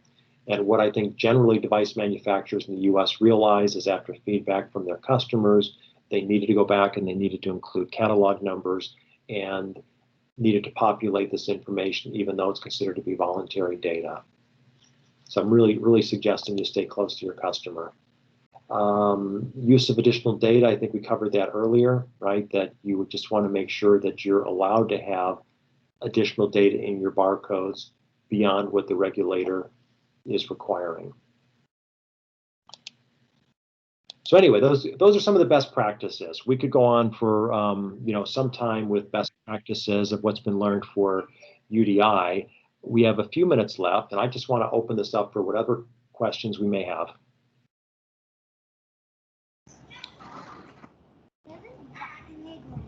Thanks, Dennis. Yeah, please go ahead. Hi, Dennis. Thanks so much for such an informative session.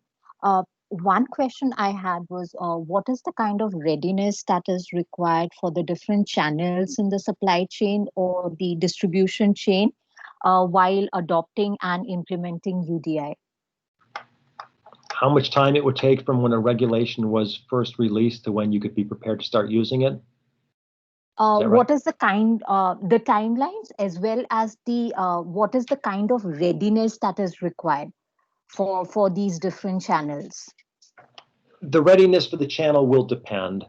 We know that some of our distributors were ready the day the regulation came out. They were ready for it because many companies had been using GS1 standards on a voluntary basis before there was a requirement. And I think if you looked at some of the products that you're selling in India today that are already required to be marked with UDI, right? You already have a lot of products in your market that would consider to be labeled with UDI. If your distributors are wise, they've looked at this and they've already realized it and they've started making some plans for it. So you have some distributors that are capable of moving very quickly, others will not. I can tell you of US distributors that have not made a single step to use this information. It seems surprising to me, but some of them have not done a thing and they've not used it. It takes hospitals longer because they need to change their IT systems, they need to rethink their strategies, and they need to decide precisely what they want to achieve. So it will take the hospitals a little bit longer, and they will need to have a critical mass of devices marked before they can really start to move in that direction. But there's not a single answer. It'll depend on how motivated the other participants are in the channel. But it will take some time for all of us to meet whatever the requirements are. And that's something that is a concern to me. I know what the due date is of your regulation, right? It suggests that January 1st, 2022, this is all going to be finalized. And my experience has been that it's going to take at least a year from the time you have a final regulation to make all of these changes, right? When you think of the entire process to go through and read the regulators' requirements, create policies, create procedures, convert your manufacturing processes, do all of your label checks, verify that your information is accurate, and gather the data. A year is ambitious. And that's something that I think is an important consideration in your market, is how quickly device manufacturers can move to meet the requirements.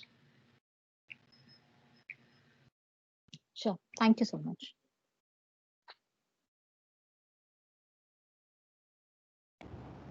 Dennis, we have a question from Kaushik, and he asks, can we use UDI for tracking? What I understand from the different discussions is that UDI is only for traceability. Okay, I guess with tracking, do you mean tracking in the supply chain so you can determine which products you've shipped to a distributor or which products you ship to a customer? Is that what is meant by tracking in this instance? No, so that is traceability, what I understood. So tracking is that what is the current location of my product. So like if you ship any letter to maybe any country through, let's say, Blue Dart, then you can track your courier, that where my courier is. So what I understand from tracking, that you can track the location of particular product, and that can't happen without serial number. What I understood from different discussion. Yeah. Yeah, if we look at the pharmaceutical description of track and trace, where you're required at certain points in the supply chain to describe where that item and that unique serial number is, right? That's getting to a different set of expectations than unique device identification. I know that the two attempts that are similar to what you're describing, but not exactly the same, would be Turkey and South Korea.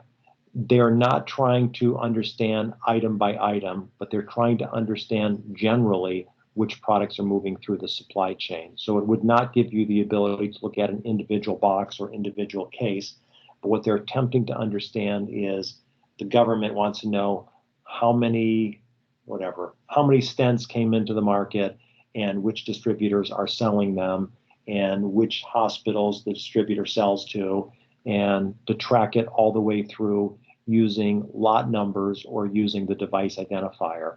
And I believe that Saudi Arabia has expressed a similar interest. While they haven't finished their regulation, they seem to have an interest in tracking. And what is believed is at least you have a sense of some of the counterfeit products that may be entering the country, and you can begin looking for some things for reimbursement fraud. If you see hospitals that are submitting for reimbursement but have never purchased the product, or if you see product coming up from unauthorized distributors, it at least gives you the ability to begin to understand some patterns and perhaps some mischief in the supply chain. But again, that's different than what I think you're getting at, where for pharmaceuticals, for pure track and trace, you're able to look at that and you can determine on a certain date where a given product is because you've serialized it, and there are requirements of when you must track it with that serial number at a given point in the supply chain. So I think UDI begins to give you elements of that if there are specific requirements to share the date, but it is different. Hopefully I've answered your question. Yes, thank you.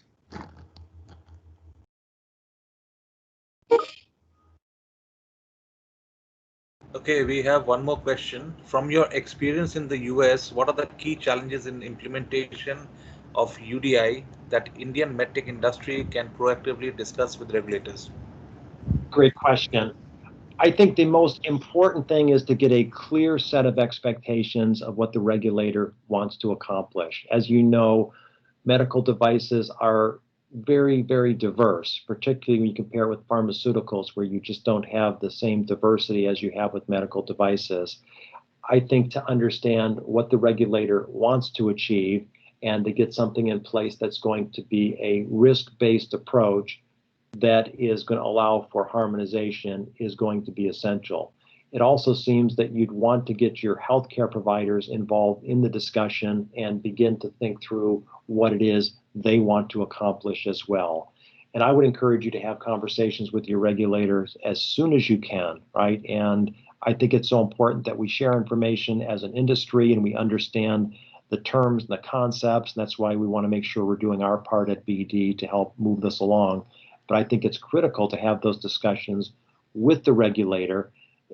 This is a difficult topic. This is a difficult thing to implement, right? I mean, we've done it. All of our companies are working on this, but it's a lot of work. It's a lot of investment. And I think to begin charting out a course for this and thinking through what the requirements are and making sure that we all have ample time to implement this will be essential.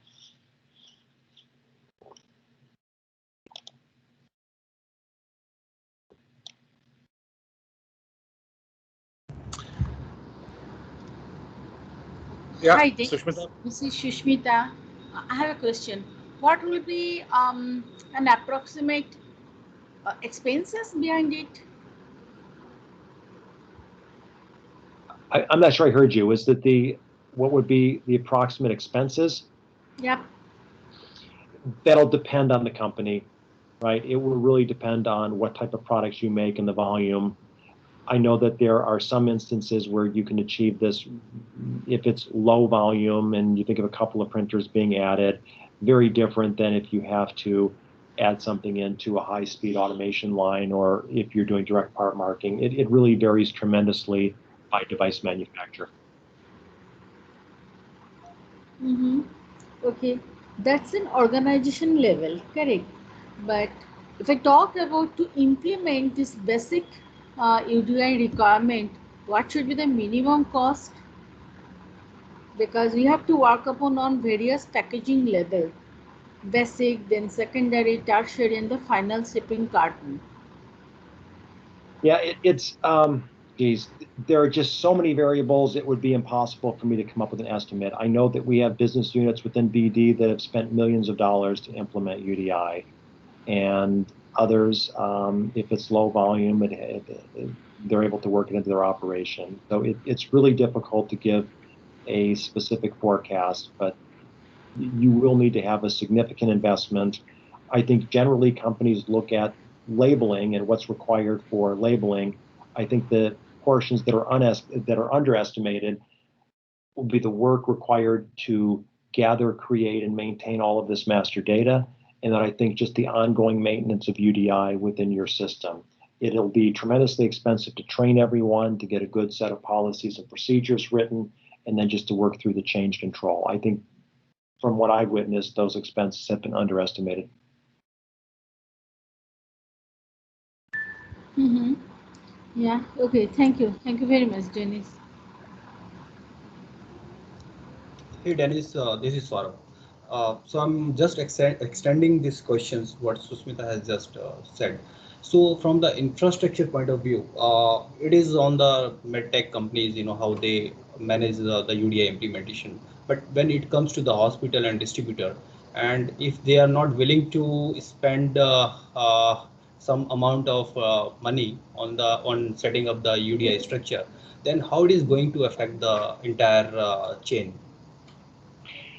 If the hospitals and the distributors don't use the barcodes you've created or the data that you've produced, then really a lot of your investment will be wasted, right? You would still be able to track your products. You would be able to make sense of it, and you've achieved your goals. You've met the regulators' requirements. You've met, the spirit of the regulation. You've done what you can, but the reality is you just don't get any efficiency. You don't get any of the the safety benefits, and you end up with, you've complied with the regulation, but perhaps you don't have any additional safety or efficiencies in your marketplace.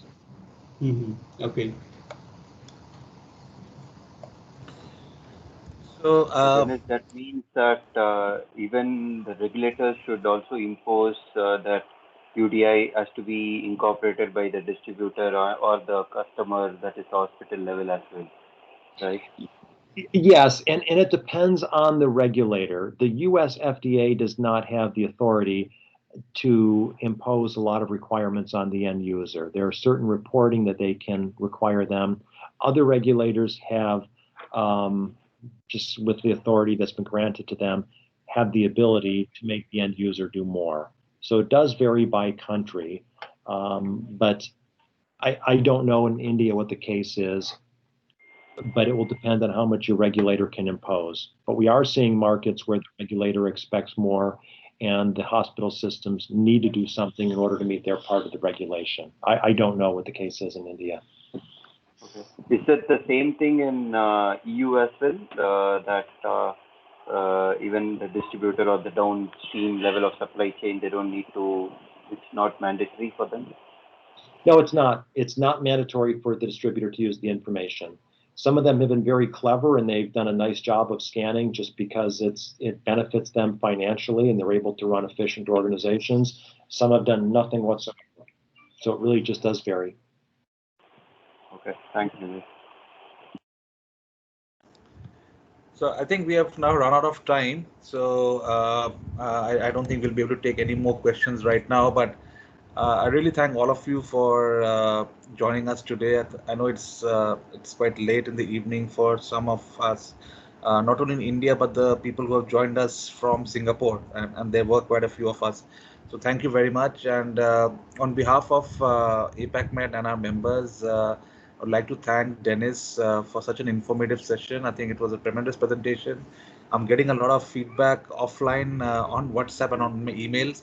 So we really would like to thank you. I know it's very early in the morning that you started, and I think that clearly shows how passionate you are about this subject, and for actually sharing your knowledge and experience with the group today. So thank you very much. A lot of us also are asking about the presentation. So if it's okay with you, could I share the presentation that you shared with me, or would you like to send me a separate version that we could send to our participants? I will send you the revised slide deck. I made some changes since the initial draft that I sent you, but yes, I'm glad to share this information, and I do appreciate the time today and the opportunity to share this, to discuss this. I think this is an important topic. I think it's really important that India has a regulation that's aligned with other countries, and for BD, we will do our part to support this. I think all of us benefit by having a risk-based harmonized regulation that will fit into the overall healthcare industry. So I think it's really an important topic. Thank you very much, Dennis. So we look forward to your presentation, and also I would like to thank Gaurav for connecting us with you and ensuring that we get experts like you and Tania in Medtronic, and we have another one coming up on the 21st, which is the module 3. So we look forward to everyone participating in that as well. So thank you all, and have a great day. Thanks, Dennis. Take care. Bye-bye. Thank you, Dennis. Thanks Everyone. Thanks, Dennis. Bye-bye. Thanks all. Thank Thanks, you, Anirudh. Dennis. Thanks, Anirudh. Thank you. Bye. Bye-bye. Thank you.